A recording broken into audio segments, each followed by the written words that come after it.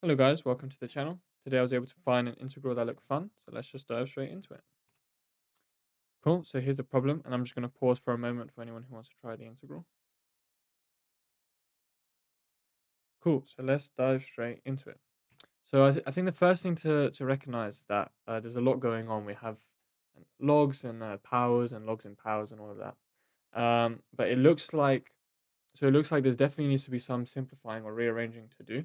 And it also looks like with these natural logs and x and this x squared on the denominator, it might be possible to use a substitution.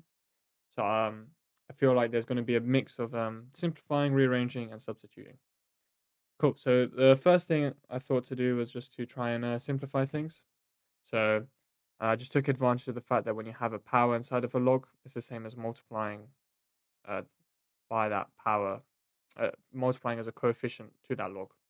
So just taking this natural log of x to the x out, just like so.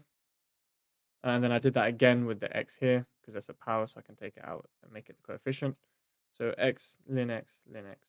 And then I can see there's an x on the denominator and numerator. So just like so, I can cancel them out. So I'm left with this guy. And then I can just write ln x as ln x squared all over x. Perfect.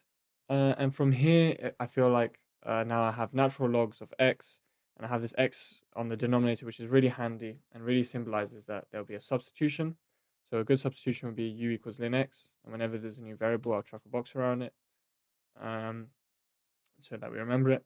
And then if I differentiate this guy, I get du over dx is equal to 1 over x. And if I make dx the subject, just like so, I get that dx is equal to x du. And now I can sub out for dx x du, just like so. And I can clearly see that the x's will cancel out. And that's really promising. That's kind of what we were hoping for when we saw this x here. So now we're left with, oh, and what I've done here is I've just taken this ln x and I've subbed out ln x for u, which is what we said. And there we go. So we have this integral now. And the only thing we have left to do is to sort out our bounds. And so what we can do is to find the upper bound, we just take the upper bound of our previous integral and sub it into our substitution, just like so. And I've just rearranged it clearly just so that b is equal to e, and then a will equal 0, because the natural log, the log of any log of 1 is always going to be 0. So now we have an integral like that. So we've done our substitution successfully because it's in respect to u, in terms of u, and the bounds are, and we have bounds now that are adjusted to u. So now it's just a matter of using a power law with our, or just this integration with polynomials, I should say, not power law, sorry, to integrate to produce this guy over here. And now it's just a matter of expanding out or plugging in our bounds to produce this calculation.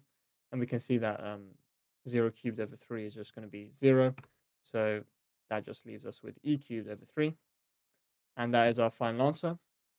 So we can check a box around it. I really do hope you enjoy the integral, and I look forward to seeing you guys next time.